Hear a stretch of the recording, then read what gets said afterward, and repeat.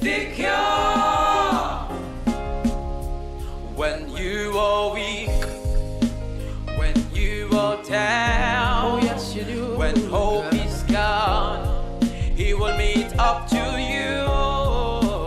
When you are weak, when you are down, when hope is gone, He will meet up to you.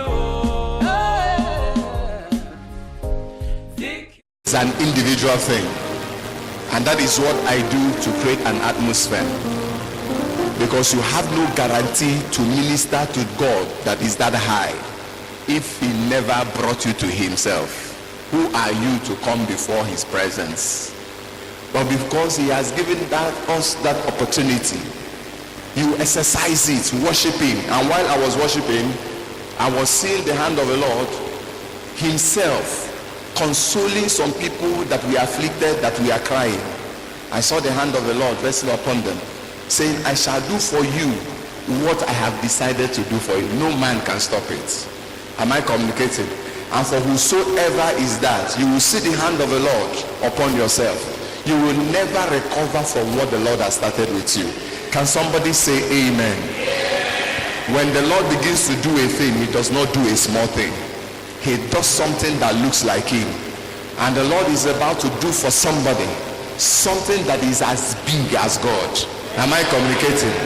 When a person makes a promise, the person has the capacity to fulfill his promise. So the promise of a man is as big as the man. And when God says, I'm going to do something, just leave it, it has been settled. And for whosoever has been shedding tears, that was what I saw in the secret place, and you don't know how to show that, you don't know who to tell. The Lord has come for you, and He has come to console you. He's wiping away your tears, and the whole world shall know that God has visited you. Can somebody say, I receive it? Can somebody say, I receive it? Can you go and give your neighbor a high five? Tell that person, you are welcome into the house of the Lord. Your life will never remain the same. Tell that person, it is your season, it is your moment. Hallelujah. You know what it means to be somebody's moment? Repeat that and tell that person, it is your moment. Hallelujah. It's your moment. You see, when it is your moment, the attention of God is focused on you, because everything about that season is for you. And I know it is my moment. I don't know about you. Am I communicating? When it is your moment, the attention of the Lord is focused on you. He does not think about anything but you. And it's a time that God is setting His focus on you. Every other thing He does not consider until He fulfills what He has desires to do for you. Can somebody shout, it is my moment? Hallelujah. You may be seated. You are very much welcome in God's presence.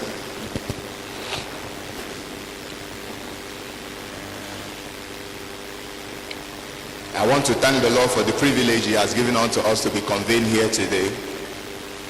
For everybody that is here, God will do you good. There is no day that is same in the presence of God. Yesterday and today, they are not the same. The Bible says, and God loads us daily with new benefits. So there are benefits of today that is not like that of yesterday. So every day we pursue God, we keep staying in His presence, we keep worshiping Him, keep giving Him attention, and He fulfills what He has desires for us. I'm going to be ministering shortly on the subject that I titled Sin and Process of Restoration. Sin and process of restoration. When I talk about sin in this context, I'm talking about principles. I talk about breakage of law. I talk about breakage of principle. Not really in the context of what we call sin. And that is what I want to disabuse our mind from, to help us have a right focus on what is called sin. And then what people call restoration. You see, most of the times we live our life and do a lot of things thinking that there are opportunities, that there are processes of restoration. God will restore. And we make serious promises to members. We prophesy and tell them that God will restore what they have lost. And that's what I want to juxtapose. Too many occasions we say God will restore, but God has a pattern for restoration. He has a process of restoration. That's what I want to handle them in combination, sin, and I handle God's process of restoration. That's the meaning. Sin, what it means, and God's own process of restoration. Hallelujah. You see, sin means missing the mark. Sin means transgression of law. Sin means transgression of principles. So today I want us to see not sin in the dimension of offending God. You see, too many people, when you talk about sin, the first person that comes to mind is how God has been offended. And so they want to, seek forgiveness from God as though they have done something wrong to God and they are excluded. Am I communicating? When people hear sin, you have sinned, the next thing that comes to mind is what? How we have done what? Offended God. But let me help us. I want us to take a first reading from the book of Job 22 from verse 2. The book of Job 22 verse 2. He said, can a man be profitable unto God? As he that is wise may be profitable unto him, unto himself. Is it any pleasure to the Almighty that thou art righteous? Or is it gain to him that thou makest thy way perfect? Is asking that you are righteous. Is it profitable to God? Or is it profitable to you? What has it stand to gain for your righteousness? And let me read down verse 4. It says, will he reprove thee for fear of thee? Will he enter with thee into judgments? Is not thy wickedness great and thy iniquity infinite? For thou hast taken a pledge from thy brother for naught, and stripped the naked of their clothes, of their clothing.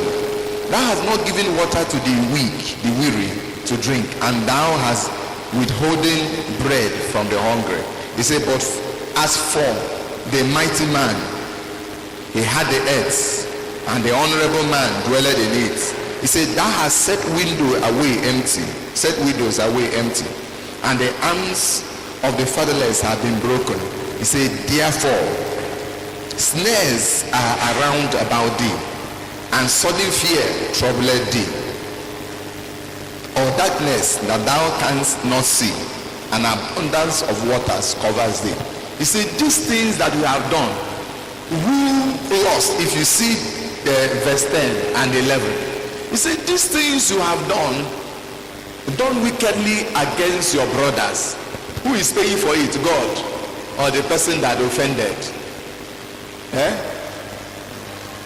Who paid for the sin? The person that, see, the scripture has been written for us for correction according to the book of Timothy. He said all scripture is given by inspiration of God and is profitable for doctrine, for reproof, for correction, for instruction in righteousness, that the man of God may be perfect, thoroughly furnished unto good works. That's the reason the scripture has been given. 2 Timothy 3 from verse 16. So it's given for you to be perfect, not for God. You see, the Bible is a compendium of events, experiences that we are brought together. It's just like biography.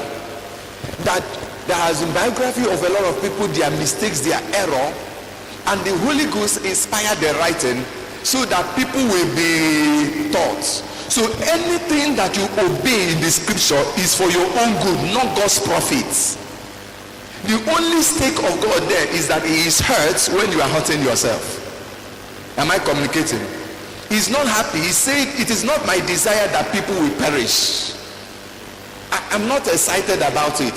So when somebody is hurting himself, the creator that had a perfect program for the person is not happy. That is the place. So when somebody is saying God is angry because that person is being hurt. And so he helps us to understand, to help us keep principles, that any principle you don't keep, God has nothing to lose. How many people was there, or you know, or you have read about people that were around, available on the election day when God was enthroned? How many people have had it? Does it require anybody to dethrone him? Nobody voted him into power, and nobody can dethrone him. He is God. Whether you are alive or dead, he is God. Am I communicating? Whether you are serving him or not, he is God. Whether you are happy or sad, he is God.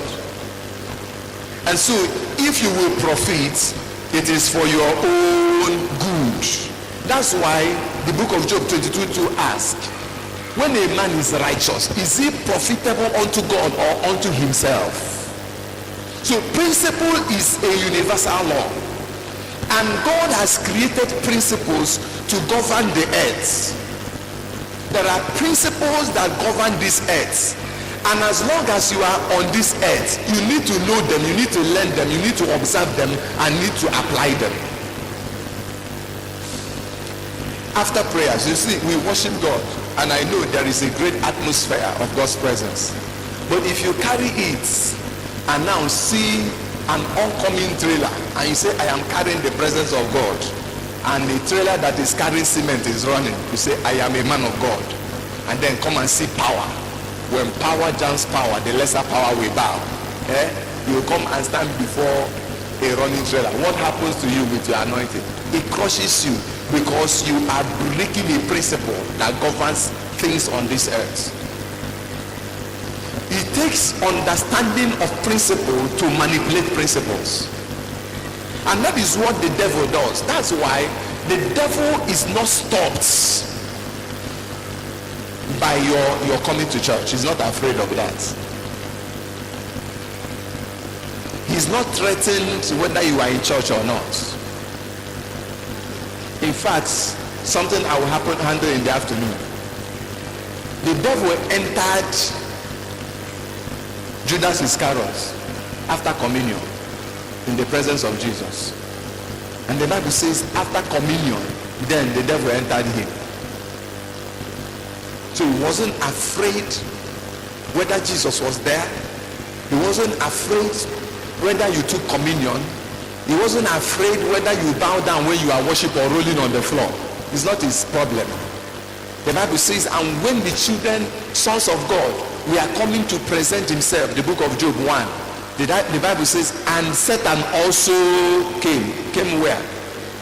The presence of God. After Jesus fasted, in fact, not after, during Jesus' fasting, he was fasting and the devil was there. He was not threatened by fasting.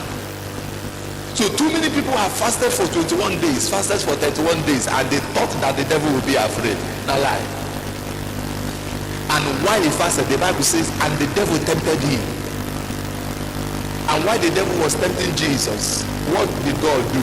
God was there and he looked away from Jesus, because Jesus had to observe principle and win the enemy here on earth in flesh. The Bible says, and the Holy Ghost drove Jesus, the book of Luke 4 and the book of Matthew 4, to the wilderness. To do what? To be tempted.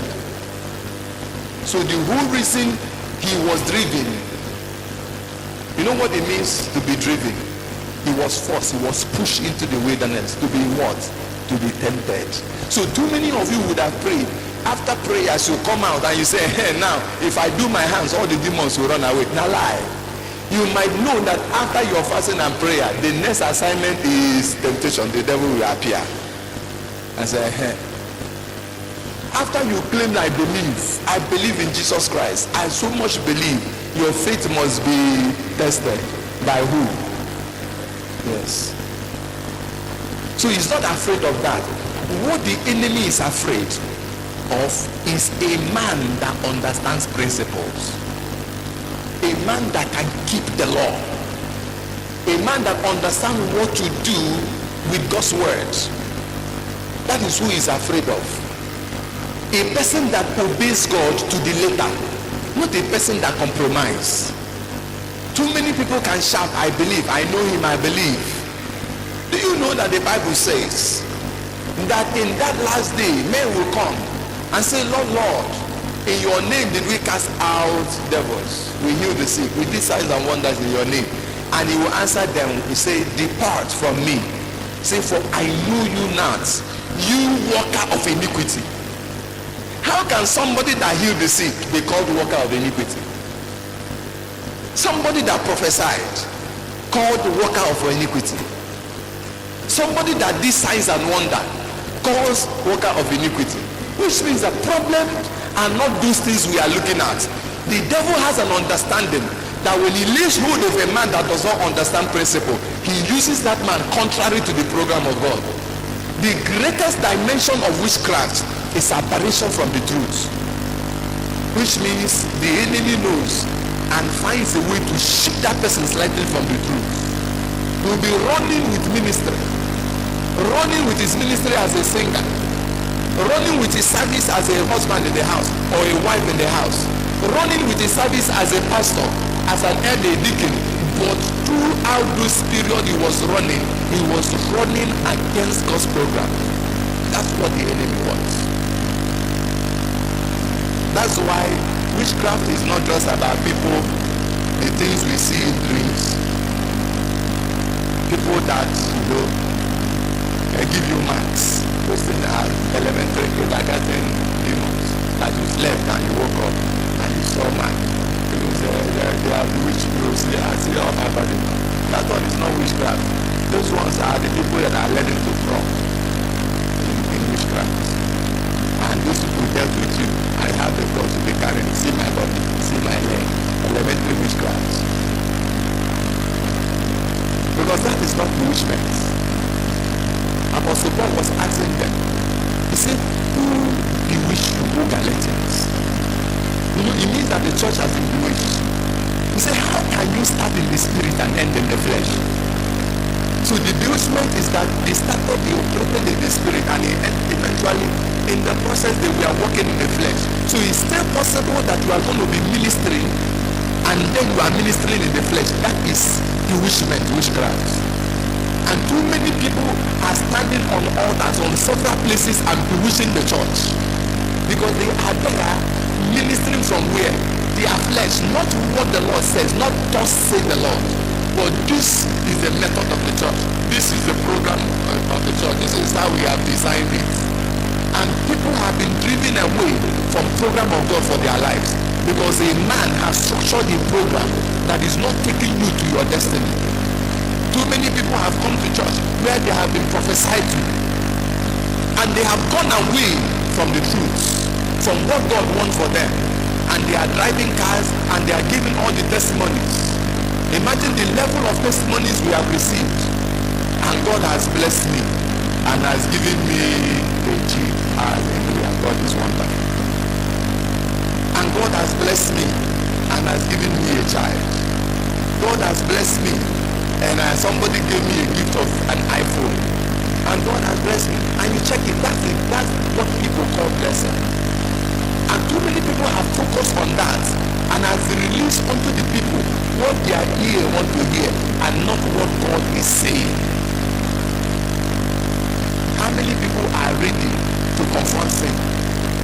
How many people are ready to still minister the truth? Look at that person, you know he will hate you if you tell the person the truth, and you still say the truth. Praise God.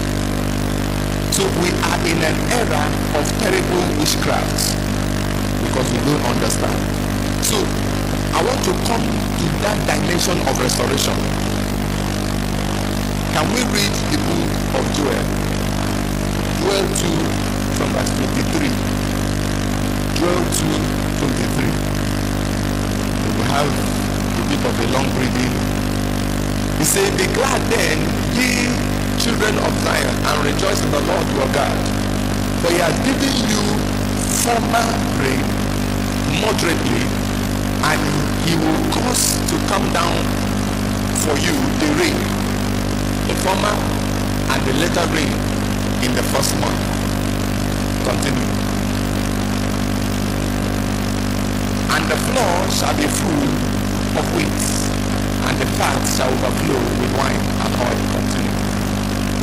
And I will restore to you the years the locust has eaten, the cankerworm, the caterpillar, the palmer worm, my great army which I spared and sent among you. Continue. And you shall eat in plenty and be satisfied, and praise the name of the Lord your God, that he had dealt wondrously with you, and my people shall never be ashamed. Finally, 27. And you shall know that I am in the midst of Israel, and that I am the Lord your God, and none else. Any people shall never be saved, and people shall never be ashamed.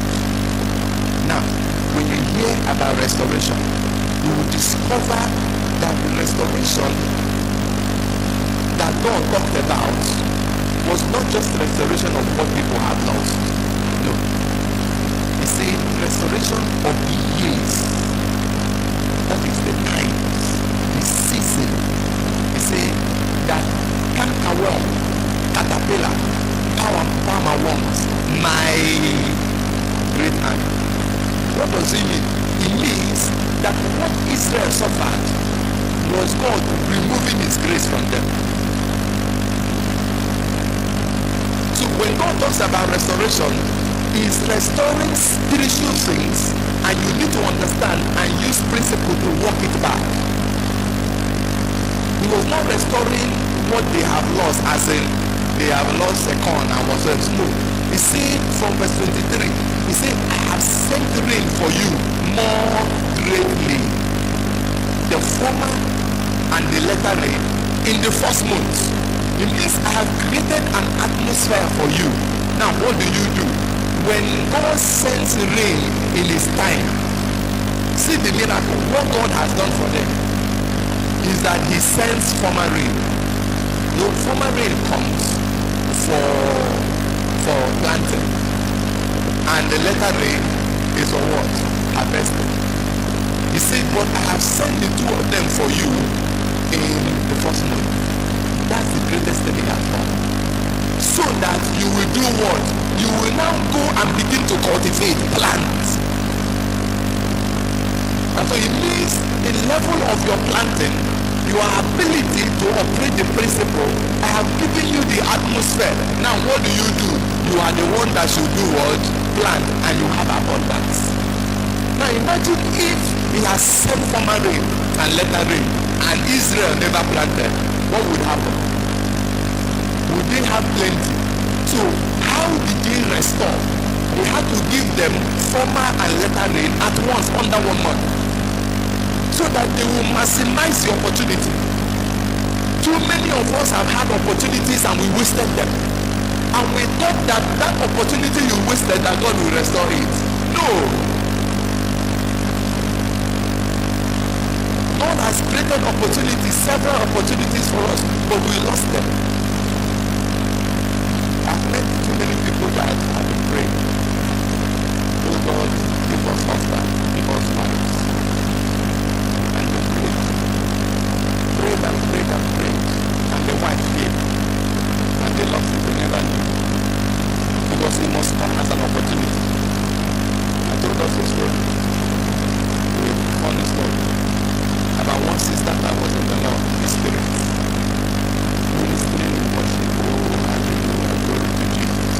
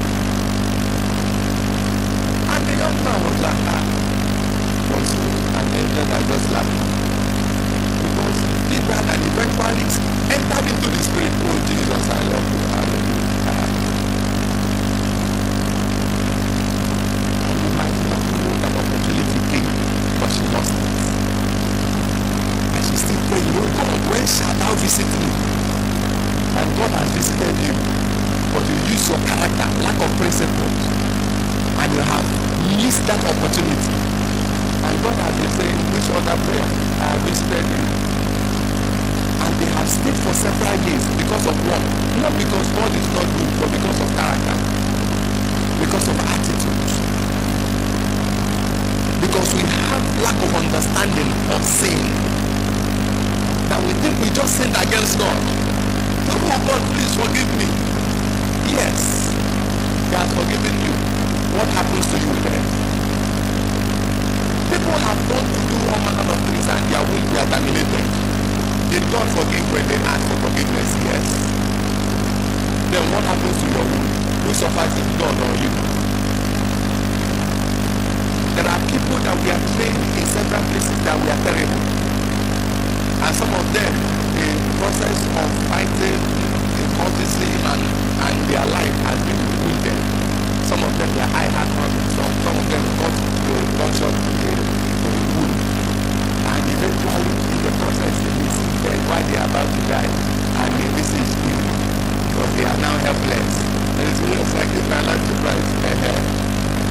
After you give your life to Christ, what happened to your structure, your eyes, your body, or the spinal cord? You see, people don't reason those things and they just thought it was about God. Yes, God is not happy with that situation. But who faces the brunt of sin? Man, perhaps. What is the danger of breaking of principles? I was speaking to a young man yesterday. I said, see, whatsoever you find your need to do it that time. Stop waiting that you know there is a time. And you know as a Christian, God can do miracle. You see, I have told us in this church that miracle only happens when we are stranded. And everything you need has been provided by God. You are not stranded and there will be no miracle. Stop your level of prophecy, you are not stranded yet. You stop praying for miracle. You see, that's where people that are not mature will come. And they confuse the church by prophecy. That's why people get tired of prophecy. Because the person will say, after I taught you, your miracle, thank God that you are here today. And after all those things, you have learned the principle you should give. And you are waiting patiently for that miracle to happen. And it has not been happening. How many of you have had testimony of somebody that picked 2 million naira from his wardrobe? All this while you have been seeing multiplication of money, miracle money. How many of you have had somebody that he has a miracle money go to your account? See, miracle money, they are real. I'm not saying they are not real, but they have to trigger off your faith. God will not break principle by giving you miracle money that will establish you. He will never. If you have no money in your account, miracle money can happen in your account. And you can say, I had nothing in that account, but look, I see 3,000 there. That I am standing, and you see miracle money in you, and you see 500 this time. What is going on this one? And you say, that's all you see. You will never hear any miracle money that somebody all of a sudden, after praying and setting himself apart, he now entered one vehicle. Everybody left and no people of so stop looking around to see money. Which one did you throw away? Those people who are they are standing God will show you the service of people. How much have you thrown away? You are looking for the one. And that's the error of teaching that people don't understand.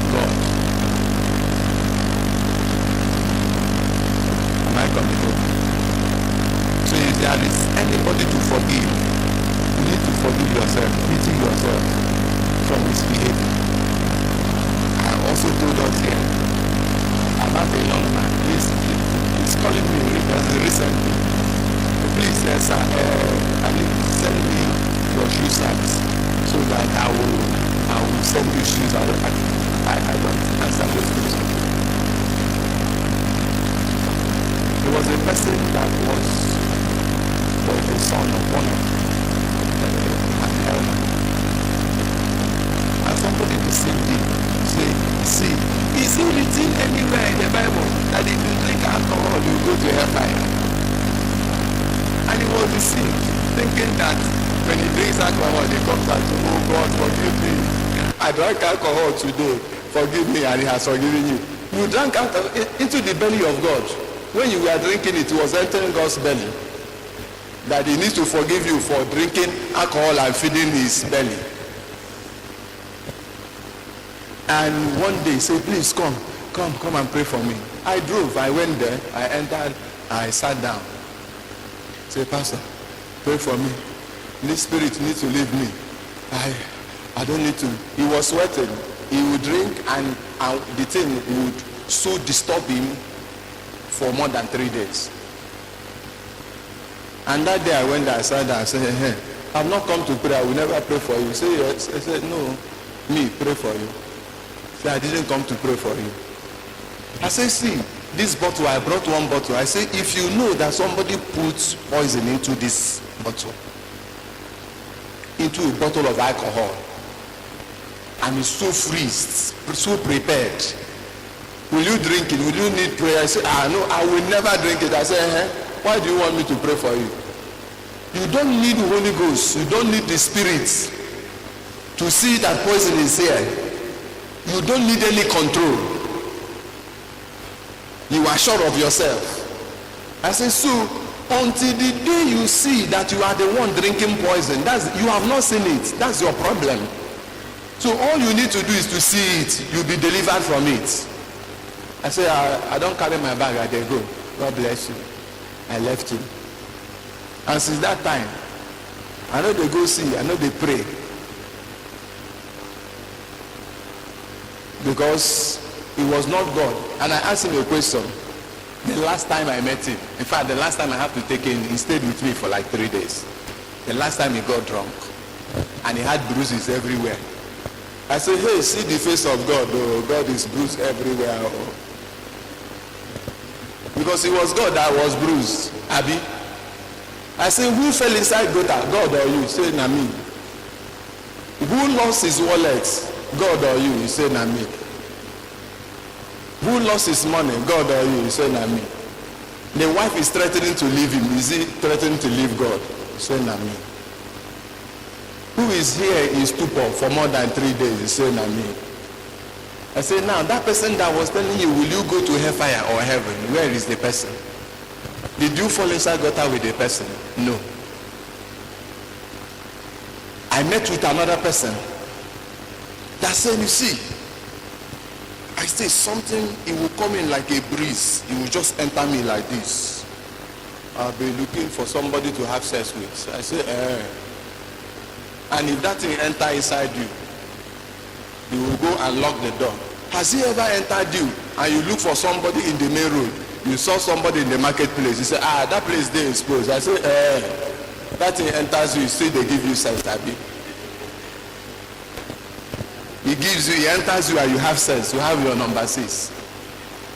I flogged a madman in my wife's hometown. One day, I'm trying to balance something to help us because I'm going to the rounding off shortly. The madman saw me and carried something and threw at me. I looked at him, I kept quiet. He carried another one, threw at me. I looked and I said, see, stop being mad. Don't throw these things to me again. He came closer and threw that thing. I said, hey, I know how to cure madness. I went and brought one very heavy cane and cured him madness. I will flog him and hit him, and hit him back to their house. I said, hey, let that man stand set again. Throw me stone. I said, I thought you were mad.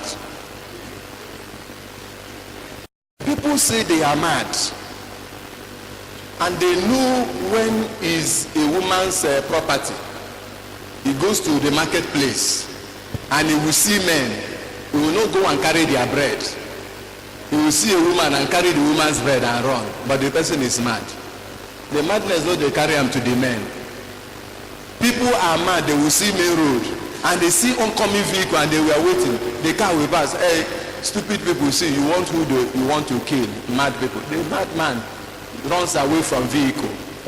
The madness was not touching the madman when an oncoming vehicle was approaching.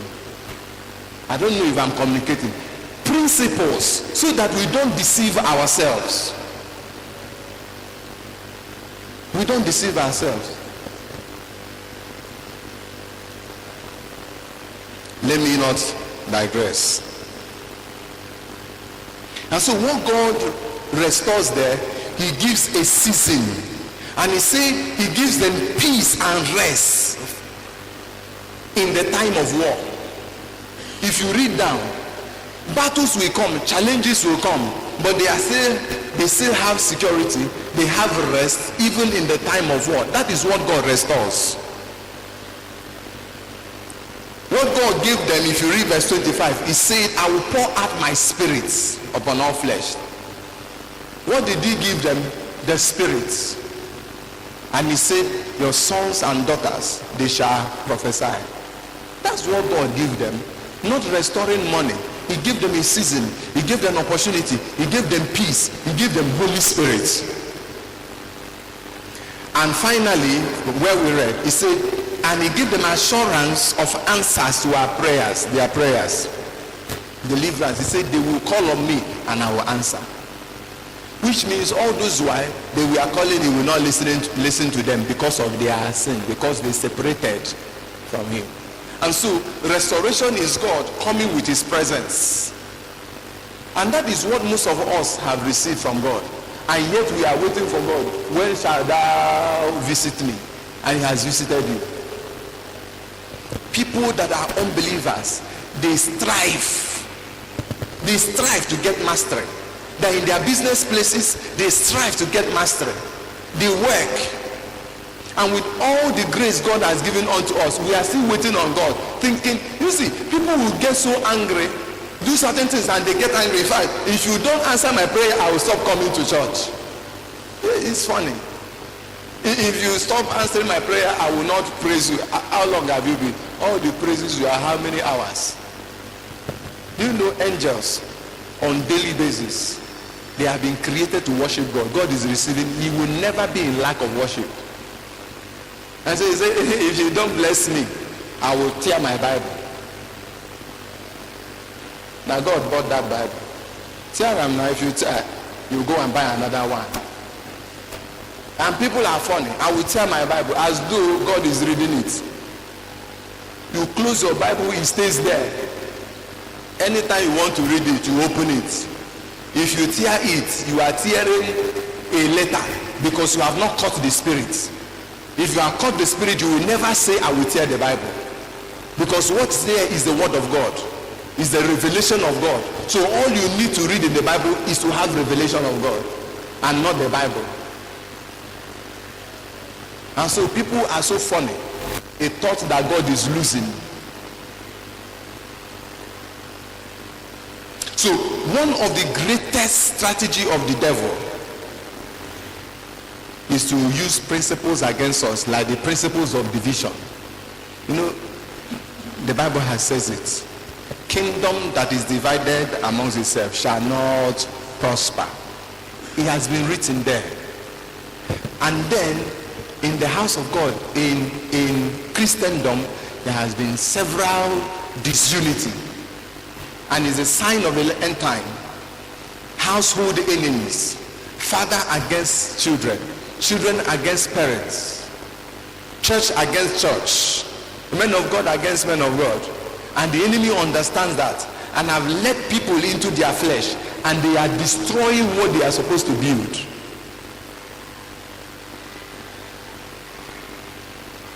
I've had somebody, though there was a problem.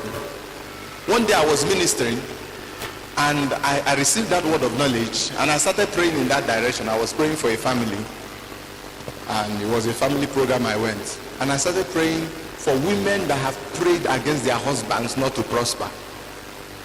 I said, I want to pray for you. And they were shocked. They were coming out. This one, did you make that prayer? This one, did you make that? And all of them made prayers that their husband will never prosper. Because if he prospers now, he will begin to carry women. If he prospers, he will begin. And then if your husband is not prospering, what happens to you? You see, people are funny. The enemy will give them some information, and they, instead of helping, the reason you came into that man's house is to bless him. And all you have succeeded is to give him heart attack. Your assignment, God will ask you that day. Some people, the reason you will not go to heaven like you claim is because of the gift God has given to you that you have abused. Give you a man, you have never prayed for him. Give you a husband, you have never prayed for him. Give you a father, you have never prayed for him. Give him a pastor, you have never blessed your pastor. All that you have done is to find an opportunity to criticize that person, killing his image, announcing his downfall. And the person has been a gift that has been given to you. That's what people have done. And they have killed the gift God gave them. And that's why some people will be praying and God will be waiting. Let this one be mature. Will I give him a person to ruin his life? Some of us are, oh God, give me the means, give me money. Money for what? I want to marry. And it checks your character, checks your capacity. You don't have a future. If I hand over this person, will the person be lifted? Will the person be greater than where she was?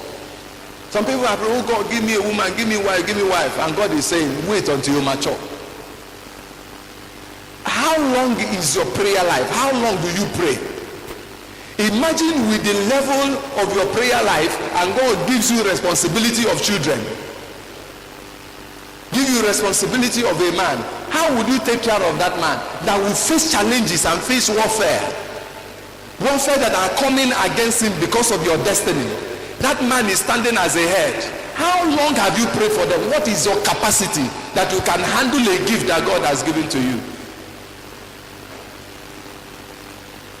What is your spiritual level that you can sense that attack has come into this house? Let me handle this attack. What is your spiritual level? What is your educational level? Not about schools. How informed are you? What is it that is an addition that you give that person instead of reducing him? Principles.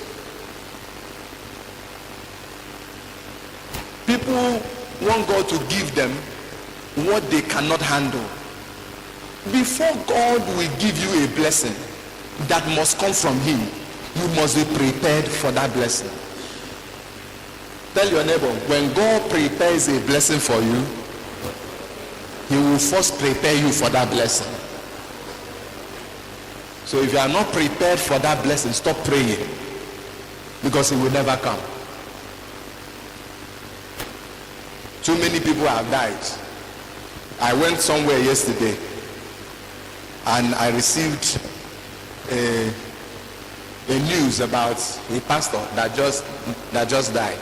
He said that one day he started preaching, if anything happened to me, it's my wife that killed me.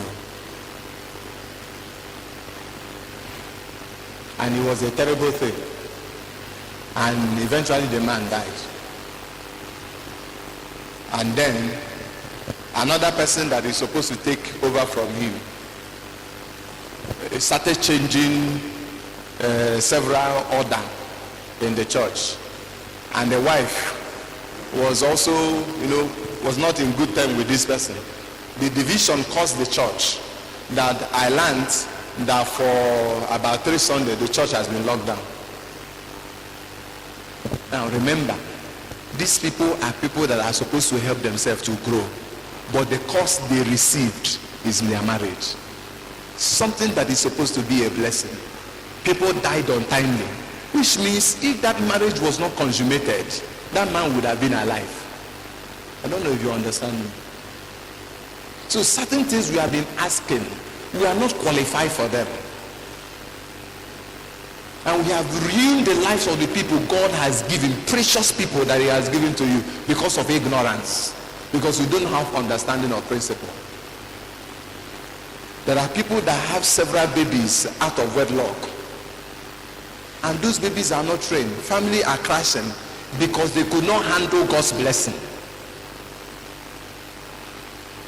And you see Christians wait and wait and wait and get tired. because they have lack of understanding. Let me round off my time. You see, there is something important I want to share.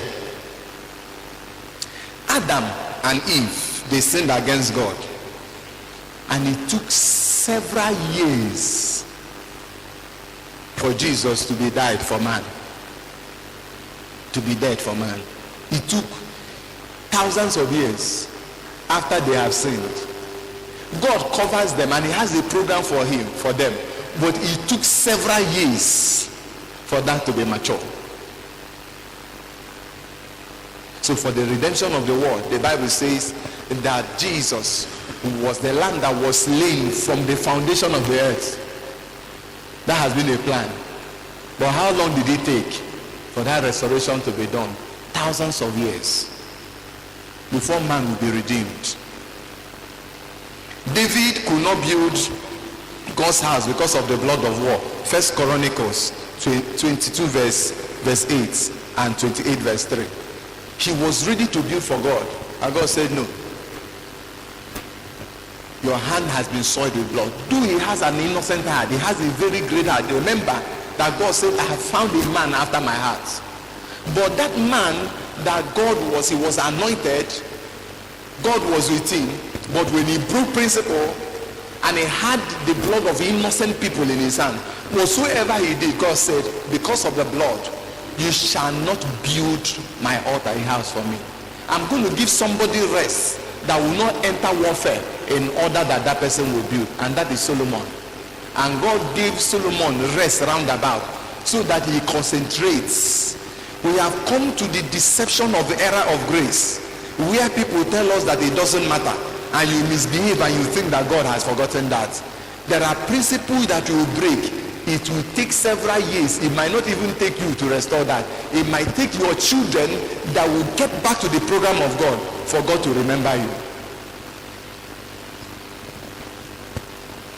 And then we know about Solomon, how God has given Solomon wisdom. And Solomon started building. He had a level of wisdom that nobody in his generation had. Solomon prospered, but with all the wisdom God gave Solomon, what did Solomon do? Solomon started breaking principles of leadership. He married about 700 wives and 300 girlfriends. And Solomon started living extravagant life, started wasting money. And in order to maintain that life that he was living, he started tasking the people. He placed heavy burden on him. That according to history, there is nobody that is as wicked as Solomon with the history of Israel about taxation. Solomon is supposed to be a good man that started well. What ruined Solomon? Because of principle he was breaking. That God is with you is no guarantee that you toil with principles.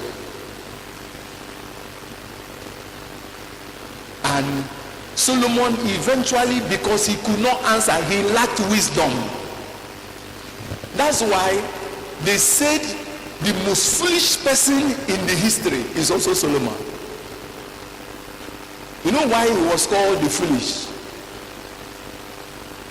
Because with all the wisdom Solomon had, he told people about the wisdom, but he failed in the matters of wisdom.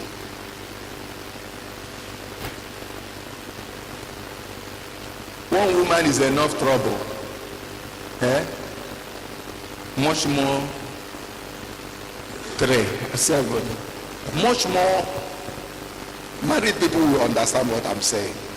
One is enough wahala. Much more a person giving himself load of 70, 100, 200, and 700 was not enough. Included concubines 300. How can you maintain those people? How can you maintain those children? How many houses will you build for them? So that's why he has to increase a lot of things. And he taxed the people heavily. And they were able to bear with him because of the security he has given to himself until he died. And when he died, Rehoboam his son. Now the day people came to anoint him and ordain him a king, they pleaded with him. They said, see, your father made our yoke so heavy on us. The tax was too much. He used us and used our children and abused every one of us. Please make this yoke light for us. And the young man said, okay, give me 3 days, I'm going to return to you. I will respond. And he was given 3 days. And he went to the council, the elders. The elders said, please, make this burden light for them. And these people will serve you. They will serve you forever. And he said, okay, I've heard you. And went to younger men.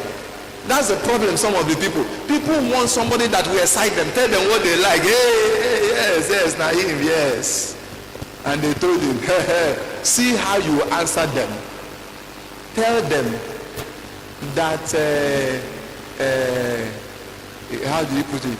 That my own fist is as big, is bigger than my father's thigh.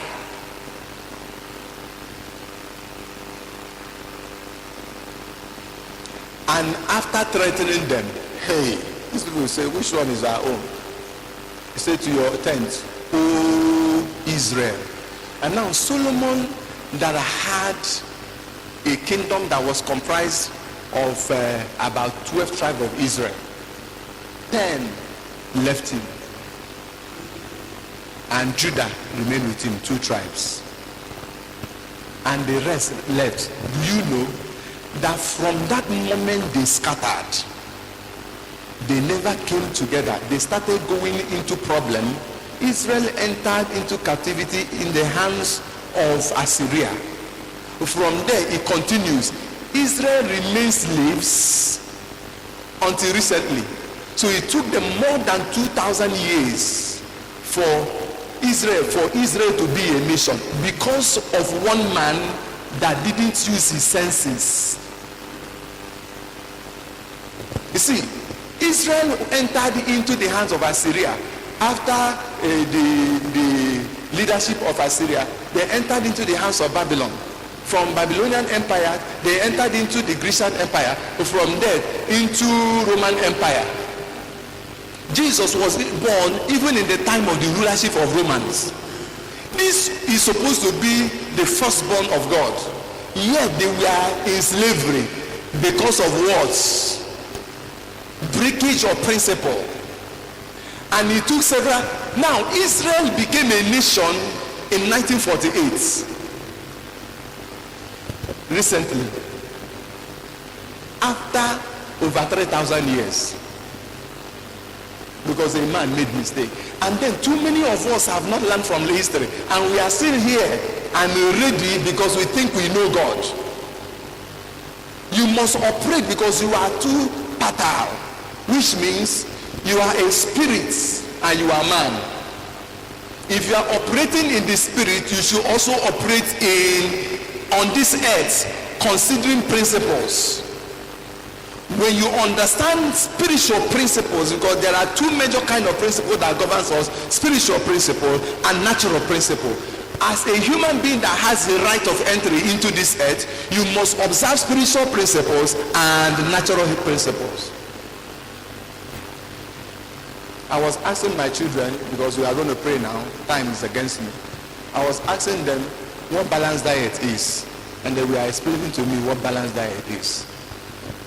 You see, no matter how you pray, no matter how innocent they are, if you don't give them balanced diet, they will be sick. And you keep praying and casting out demons, and they are just sick, not because any demon came close to them, but because you never take care of them.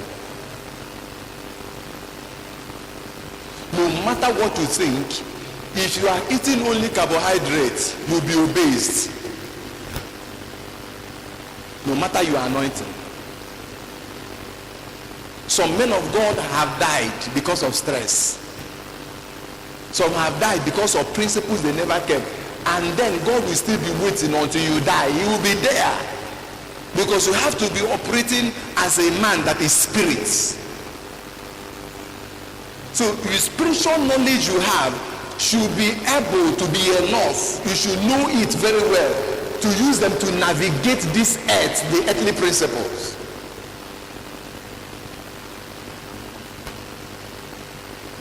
So that you don't kill what God has given to you. You use spiritual principles of understanding, and then you know where God is moving, and then you should be able to plan it. How many of you have had an angel once coming out in the air to announce a crusade? How many of you have had it? People prayed here yesterday, prayed for the program that is coming this afternoon. How many of you have prayed, let angels scatter everywhere in Abuja and begin to drag people, bring all of them here, drag them by the neck? You can know the program of God, but you design earthly program and pattern to enforce what God has said. Am I communicating? So there are things you will never get in this life until you educate yourself. There are levels of influence. The Bible says that the wealth of the Gentiles shall be given unto us. And too many of us have prayed for the wealth of the Gentiles. What you have received is prophecy telling you how your future will be. And what do? Fight with it. Handle it. Educate yourself.